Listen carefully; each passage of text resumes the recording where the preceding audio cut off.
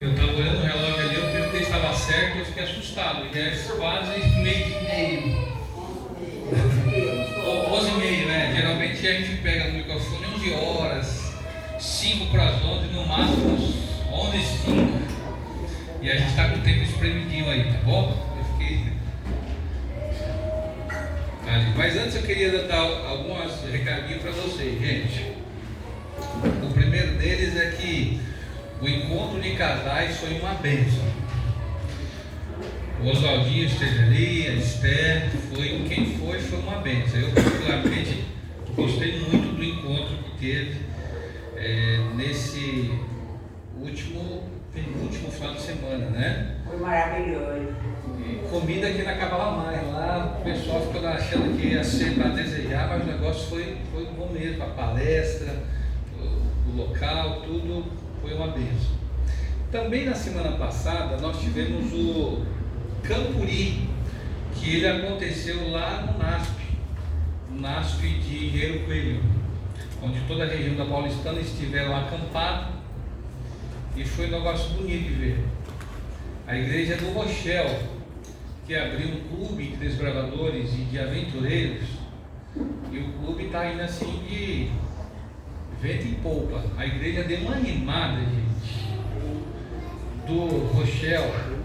Você chega lá no culto de quarta-feira, domingo, quem está na frente puxando louvor, quem está na frente o grupinho, essa molecadinha que chegou agora, nem batizado estava ainda, um grupo pequeno, né? Essa molecadinha participando, e 4 deles foram batizados no Campuri.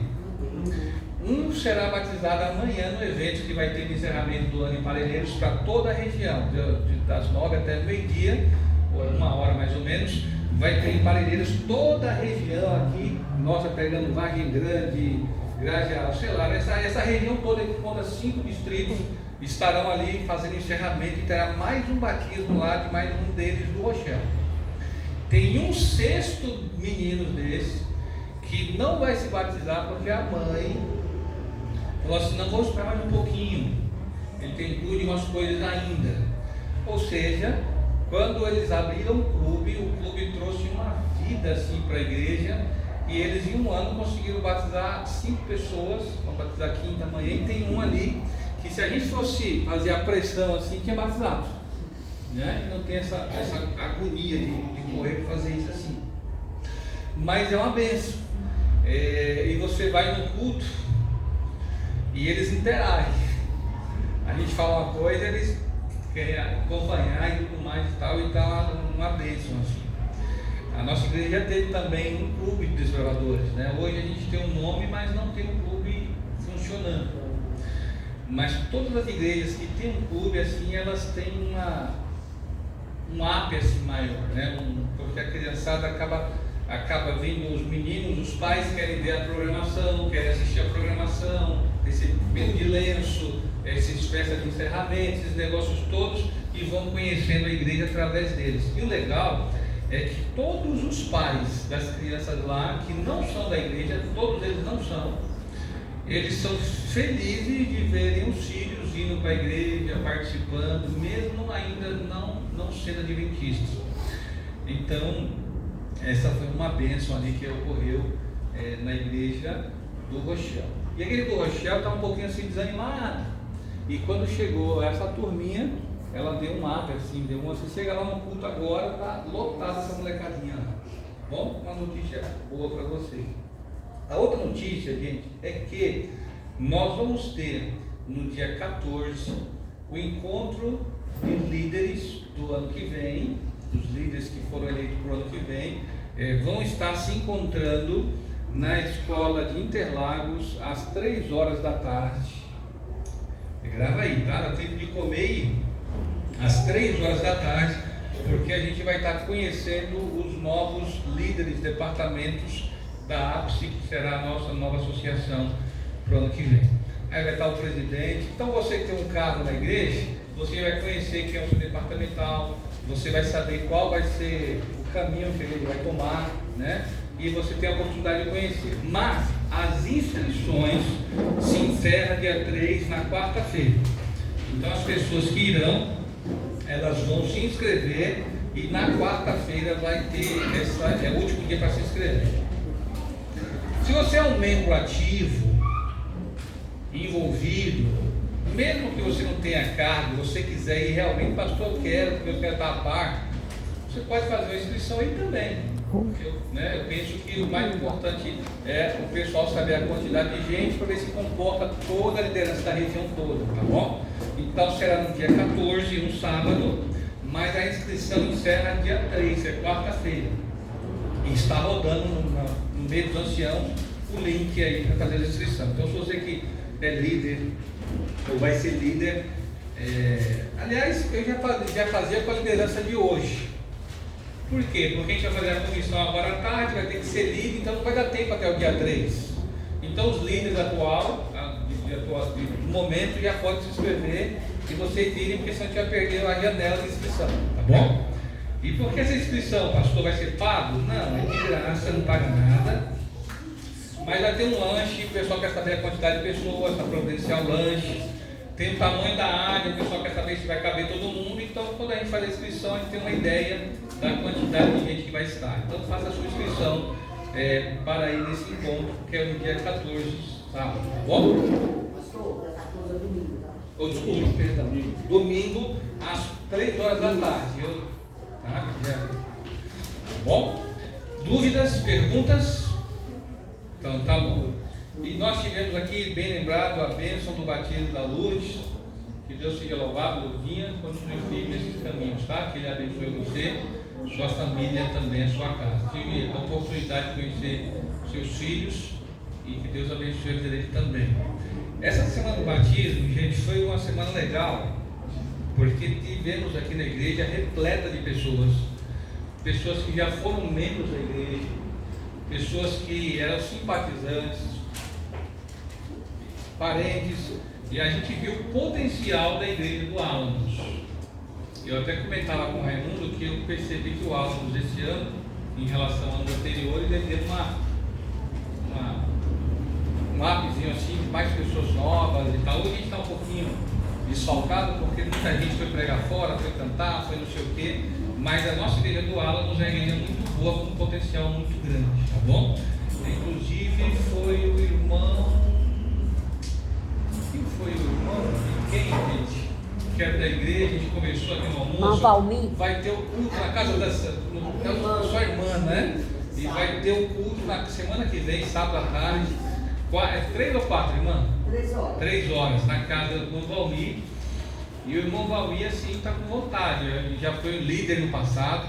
E se ele retornar, será uma bênção assim para a gente. O nosso irmão de volta e uma pessoa que já contribuiu bastante, né? E o ponto de espera pode ser na frente do portão da Bom, eu até brinquei com o Valmir quando eu pensava com ele: Valmir, as férias acabaram, agora ela está de voltar. Acho que ele memorizou, viu? Memorizou, né? Que está na hora de voltar. Então essa visita será muito importante e você está convidado, o pastor também vai estar lá nesse momento junto com vocês nessa visita aí, tá bom? Feche os olhos e vamos para mais uma oração. Nosso Deus e nosso Pai que está no céu, queremos humildemente pedir tua direção no estudo da tua palavra neste momento, Senhor. Temos um pouquinho de tempo e nos ajuda a aproveitar da melhor maneira o pouquinho de tempo que temos. Oramos em nome de Jesus. Amém. Amém. Pessoal, sem muita delonga, abra a Bíblia de vocês no livro de Efésios, capítulo 4. Isso, se não me falha a memória, a próxima lição que vamos estudar é o livro de Efésios. Efésios, capítulo 4. Quem trouxe sua Bíblia?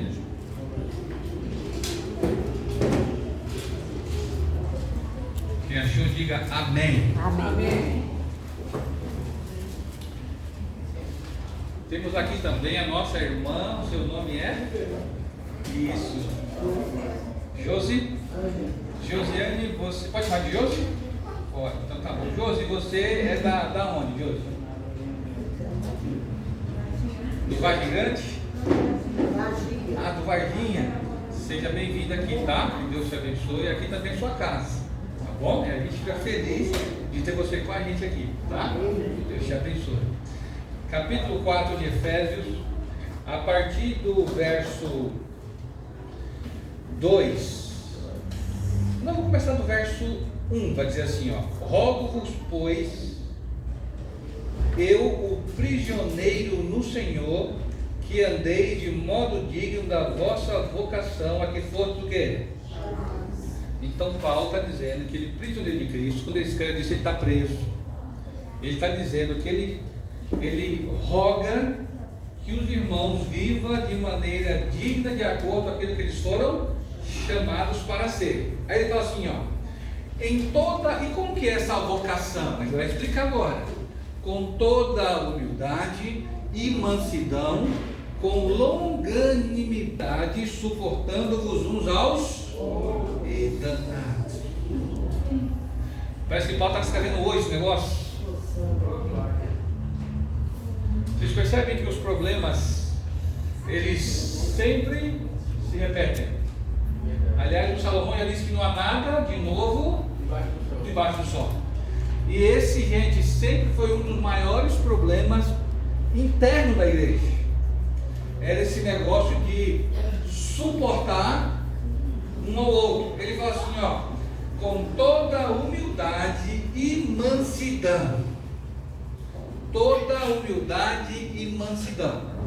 Quando ele fala toda humildade e mansidão, ele está dizendo que isso aqui é a maneira de andar digno para o qual nós somos chamados. Humildade e mansidão. Aí ele vai dizer assim: com longanimidade. O que é longanimidade, gente? O que é longanimidade? Me ajuda? Paciência. Longanimidade é paciência.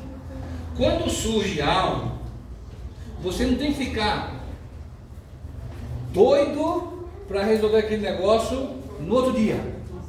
A gente tem que tomar cuidado com a longanimidade para a gente saber como resolver aquele negócio. E às vezes, querendo resolver do nosso jeito, a gente está fazendo o quê? Piorando mais ainda uma situação. Aí ele continua dizendo assim, ó, continue comigo. Verso 2 ainda fala: suportando-vos uns aos outros em o quê? Amor.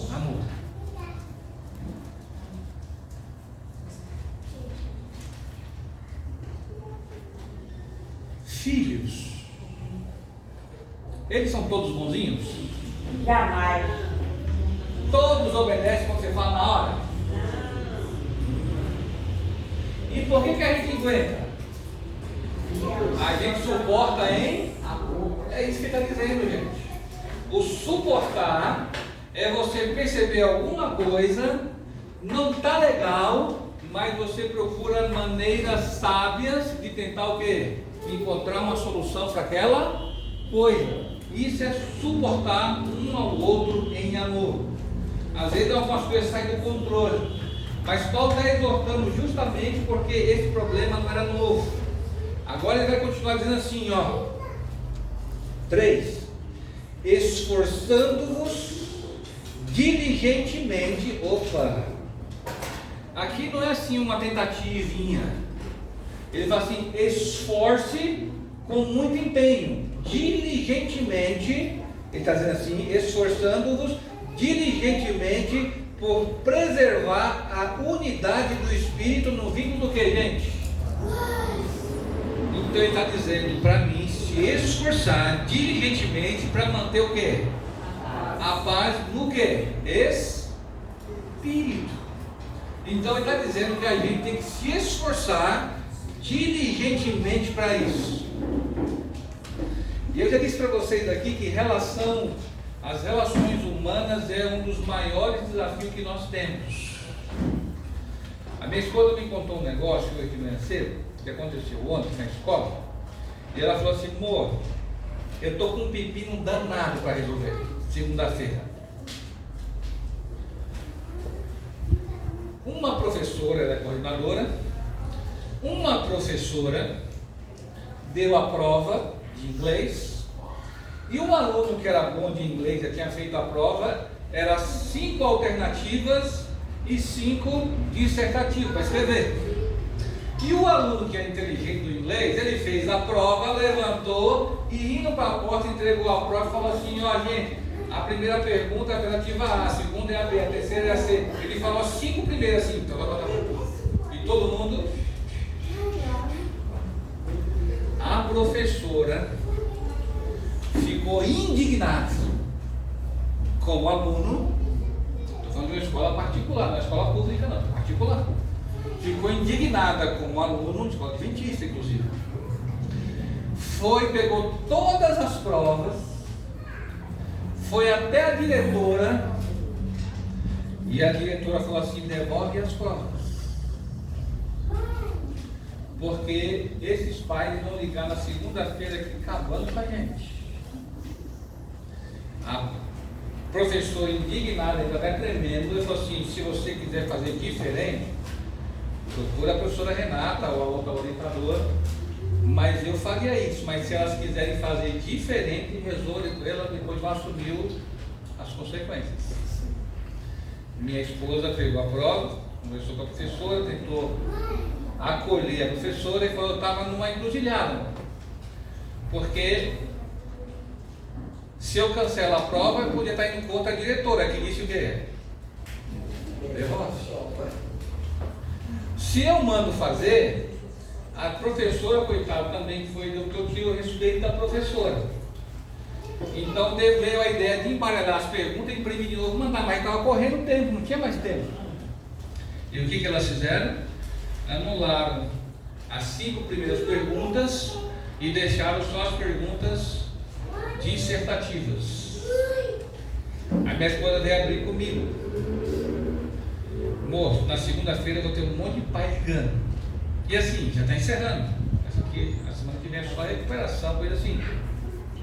E ela falou assim, amor, eu vou ter um monte de pai ligando, porque os alunos vão reclamar que ficou só as perguntas mais difíceis e as fáceis. E aí eu conversando com a minha esposa, amor, os alunos foram penalizados por uma coisa que eles não tiveram culpa. Eles não tiveram culpa. O outro aluno recebeu 3 dias de advertência e 0 na prova. Mas os outros alunos foram penalizados por um erro que eles não cometeram. E ela falou assim, então já sei, segunda-feira eu estou encrencada, né? Eu falei assim, por que você não deixou a prova? Ela falou assim, amor, minha professora estava indignada, não poderia deixar a prova. Gente, vamos parar aqui e pensar uma coisinha, tá? Somente pensar uma coisinha. Aqueles alunos, é o 8º, é no 9º ano. No 9º ano tem acho que 8, 10 matérias, né? O inglês é 1. Aqueles alunos, por causa daqueles pontos ali, eles vão ser melhor ou pior? Eu falei assim, quantos desses alunos vão ser reprovados? Ela falou, nenhum. Eu falei ainda, se for reprovado, a mãe pode ir na delegacia lá de ensino, secretaria de ensino, reclama e passa, porque não pode reprovar mais. Aliás, eu estou dando uma coisa aqui que eu até tenho que falar para você. Se o filho for reprovado e você for lá reclamar, a escola, qualquer uma, é obrigada a passar de ano, mesmo que não sabe ler, nem escrever, nem nada. É a nossa liderança. Aí ela arrumou um problema gigantesco que vai enfrentar os pais na segunda-feira por causa de uma coisa que poderia ter pensado, e ela falou, na hora que está no calor ali, a gente não pensa, depois que vem o pensamento, não é?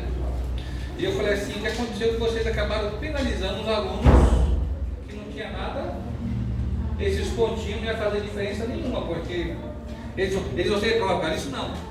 Então eu achei que foi uma briga assim desnecessária.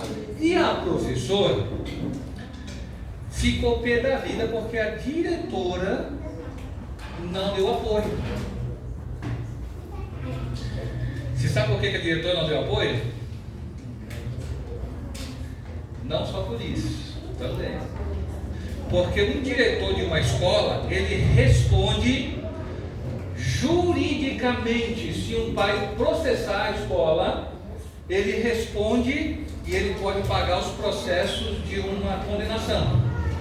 Temos um diretor, por exemplo, que ele foi processado da Paulistana, e ele toda segunda-feira, durante não sei quanto tempo, tem que limpar a praça pública, varrer, para pagar com pena pelo delito que ele cometeu. Delito que ele não cometeu, na verdade. Só que se tiver um segundo processo, ele vai preso. O primeiro ele é réu primário, não sei o quê. O segundo vai preso. Então, os diretores evitam ao máximo, porque o processo vem aonde? Vocês entendem? A escola paga a indenização, mas o processo vai em cima do professor que é responsável. Então é um negócio delicado, gente. Então a diretora ela analisa e pensa. Mas trazendo para a nossa vida prática, tem coisas que a gente não vai ganhar nada. E a gente entra numa briga desnecessária. E Paulo está falando aqui para a gente o que? Se esforçar diligentemente. E aí a gente gasta um tempo com aquilo que não precisava. Mas daqui vai falar assim, ó, no verso 4: há somente um corpo e um espírito, como também fossem chamados em uma só esperança da vossa vocação. O que ele está dizendo? Ele, pessoal, por que a gente está se desentendendo entre a gente? Tem duas igrejas? Tem dois corpos? A gente tem dois Cristos? Cristo é o cabeça, né? Mas tem duas igrejas de Deus? A gente tem dois prédios, mas a igreja de Deus é uma só. Tem dois Espíritos Santos? O Espírito é o Espírito que mantém a gente unido é o mesmo Espírito. Eu era membro de uma comissão e eu era um ancião. E eu tinha um ancião que era muito amigo meu da comissão também, fazia parte. Aliás, era o meu melhor amigo da igreja. E o filho dele era o melhor amigo do meu filho. E ele mandou até uma mensagem para mim hoje de manhã, o Chico. E numa comissão, a gente ia inaugurar a igreja, a gente reformou a igreja. E a gente ia inaugurar a igreja e eu tive uma ideia, falei assim, vamos fazer uma festa, uma festança na inauguração da igreja? Tanto tempo a gente congregou no piso de terra batido, tanto sofrimento, vamos fazer um festão assim, 3 dias de festa na igreja? Aí eu falei assim, é mais ou menos assim, a gente começa sexta-feira à noite com louvor, com música boa, com mensagem, no sábado o dia inteiro com almoço, com programação à tarde, no sábado à noite com social, no domingo a gente volta para a igreja, aluga os pula-pula, cama elástico e faz um domingo assim para a criançada e não sei o que, com almoço no domingo de novo, e a gente encerra de noite com uma pregação boa. Ia ser 3 dias assim. Aí o Chico, que era meu amigo, ele discordou. Ele falou assim, não consigo imaginar isso, não sei o que. E naquela época as pessoas tinham mais resistência. Hoje você vê que é mais comum. E eu me lembro que na comissão, quando foi discutir esse assunto, o pastor dirigindo, o Chico falou assim, o meu Deus, o Deus que eu conheço, não aceita isso. Aí foi a expressão que ele usou. E aí eu falei assim na hora, ô Chico, então aqui só você conhece a Deus na comissão, só você... Vocês entendem? Porque ele estava num campo de uma coisa que era o que? Opinião. E ele usou um termo como se a fala dele fosse a última palavra absoluta e ele não tem como estar errado. E por que eu estou falando isso? Porque essas coisas, gente, traz às vezes entre nós o quê? Desentendimento e união, porque nós queremos ter a última palavra de coisas que às vezes não está o que? Explícita. E isso é motivo para a gente o que? Se desentender. Como se entender? Entende como é delicado? E aqui Paulo fala assim, ó, quando ele fala só tem um corpo e só um espírito, que é que o mesmo espírito que estava no Chico, o mesmo Espírito Santo, que queria de um jeito, era o mesmo espírito, eu penso que estava comigo querendo de outro. Agora a gente tem que orar, conversar, para buscar o quê? um equilíbrio meio termo, gente. E por que eu falo isso? Porque às vezes o nosso problema é que nós queremos ter a razão. E às vezes nós temos a razão, ou ganhamos a razão, mas a gente perde a oportunidade de ter um clima de paz. E quando eu falo ter razão, não é aceitar o erro. Tem até uma brincadeira que as pessoas usam quando se fala de casamento, que você fala assim: você pode escolher ter a razão ou ser feliz. Eu escolhi ser feliz, né? Ter a razão é quando toda vez você briga para você ter o dono da razão, aí perde, está sempre com dificuldade ali. Aí ele continua dizendo assim, ó: há um só, verso 5, há um só Senhor. Quem é esse Senhor, gente? Jesus Cristo. Uma só fé e um só batismo. Pergunta: existe só uma fé? Verdadeiro, sim. Mas existe mais de uma? Claro que existe. Tem a do Buda, a dos islâmicos, né? Tem a fé dos cristãos, o hinduísmo, tem até a religião do Maradona, né? Quando ele morreu, fizeram a religião do Maradona. E tem uma série de fés, mas a fé verdadeira é o quê? É uma.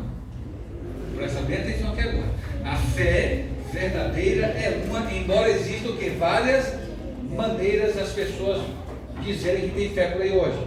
Aí ele fala assim, ó: e um só batismo. A menina fez aqui agora a historinha das crianças falando de batismo. E geralmente, quando as pessoas precisam de batizar a segunda vez, as pessoas usam esse verso para dizer que na Bíblia a gente não pode o quê? Porque há um só batismo em qualidade. Como que eu sei que é em qualidade e não em quantidade? Porque ele está dizendo uma só fé e um só batismo. Aí, teu nome é? O Leandro. O Leandro, gente, ele é um missionário aos sábados.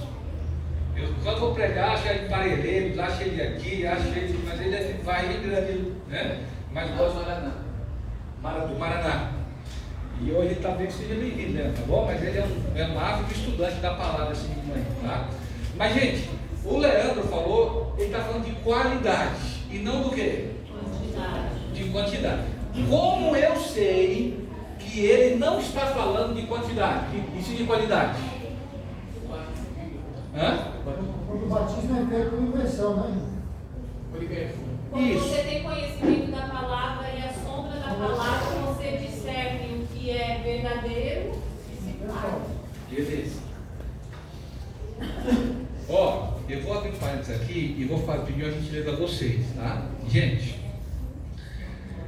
eu estou com uma preocupação nossa, tá? Quando o pregador está pregando, das pessoas fazerem comentários. Isso acontece muito na igreja dos Águados. E o pastor pediu para você dar permissão agora, não foi? O pastor falou assim: o que vocês acham? Quando eu disse isso, eu cedi a palavra, tudo bem? E o pastor pediu encarecidamente: evitem vocês pegarem a palavra sem que o pregador dê a palavra, tá bom? Porque às vezes tem pregadores que está numa linha de raciocínio, e se você tira a linha de raciocínio, ele se perde todo depois. E aquilo que ele tinha que falar, porque ele não estava programado para dar a pausa, ele acaba se perdendo. Mas quando o pregador abre, aí você fica à vontade para falar, tá bom? Eu vou pedir assim, carinhosamente, tome cuidado com isso nas pregações que virem, para a gente evitar, isso acontece muito, tá? Por acontecer muito, o pastor está pedindo para evitar, tá bom? Então vamos lá. Então, como que eu sei? Você fala assim: pastor, eu sei pela palavra que diz isso. Mas aonde na palavra me diz que eu posso batizar mais de uma vez? Ou só um batismo só? Atos 19. O que diz lá? Paulo rebatizou aqueles que não conheciam e foram batizados através do Espírito Santo. Beleza. Mas e aqui nesse texto? Sem sair de lá, aonde que diz isso? Porque na época que Paulo estava dizendo isso, ainda não tinha aquele escrito. Vocês estão entendendo?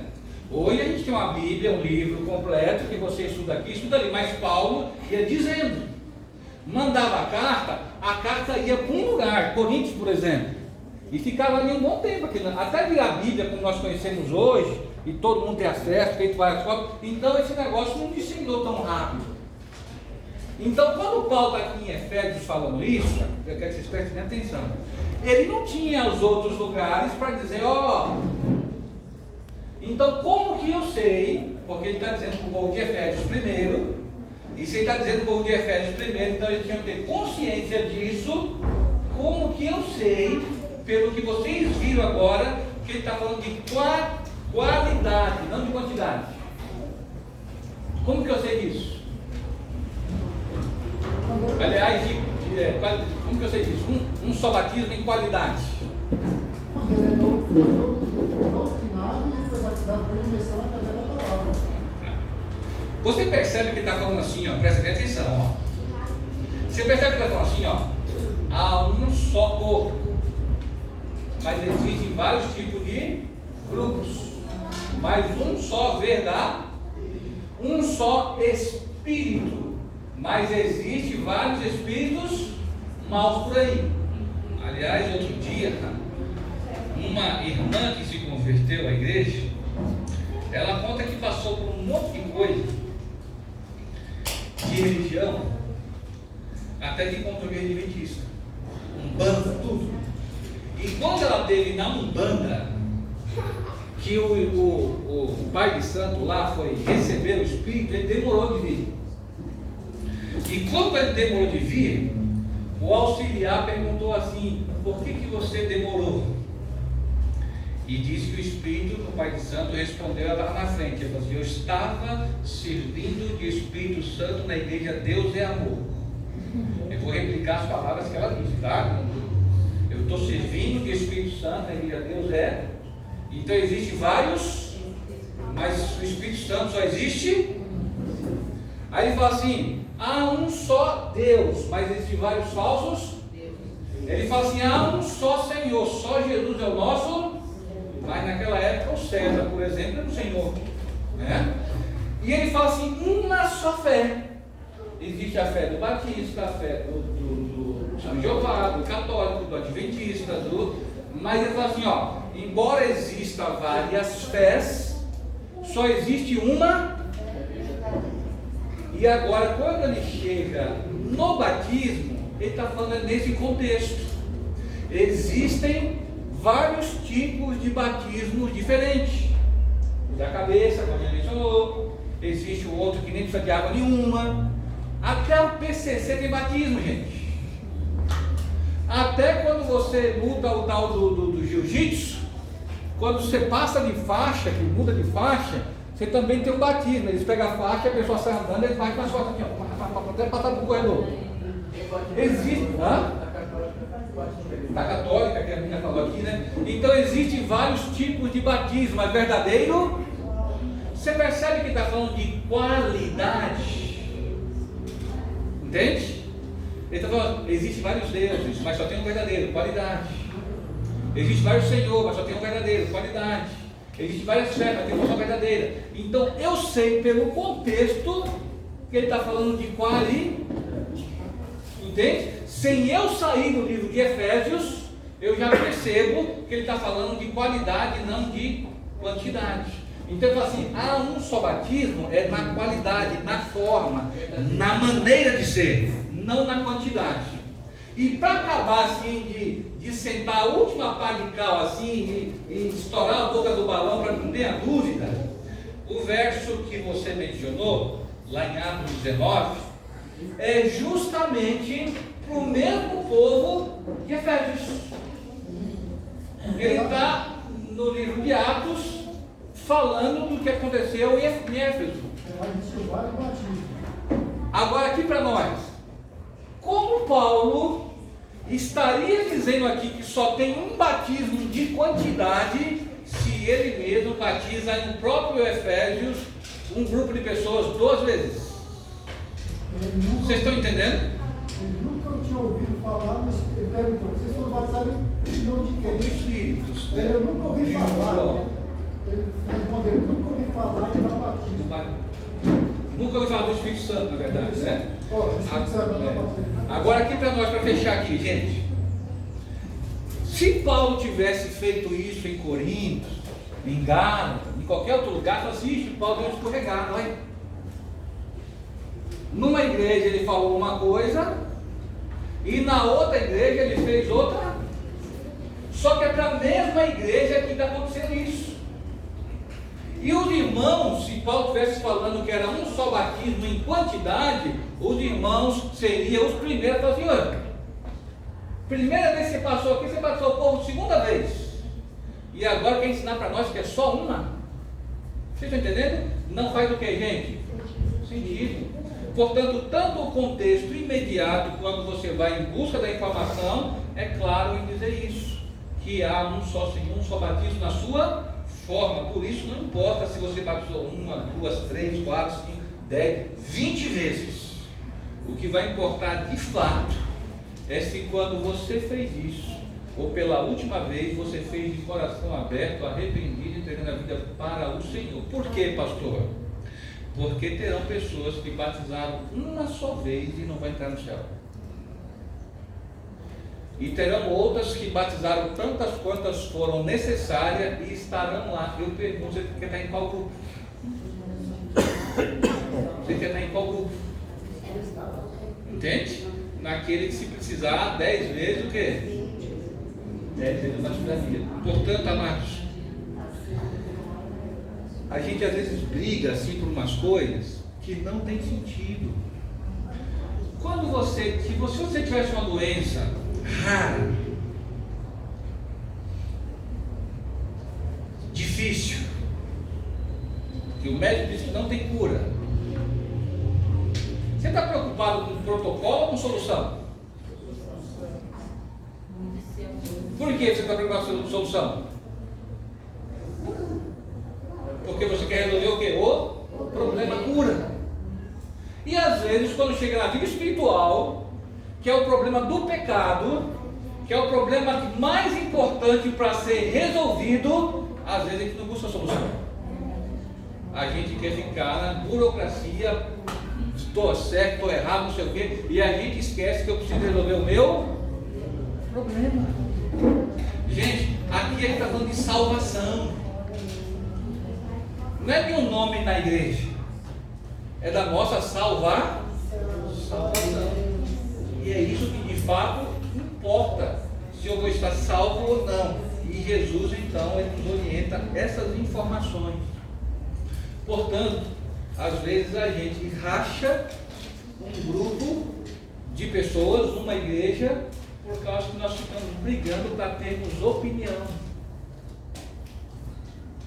E quando eu estou num momento assim, que algumas pessoas querem pôr a sua opinião, eu escuto, eu dou minha versão, se a pessoa quiser ouvir, ouviu, mas eu não entro em discussão por causa disso. Sabe por quê? Porque no final, se eu estiver debatendo com o Fábio e eu ganhar, o Fábio vai virar meu inimigo.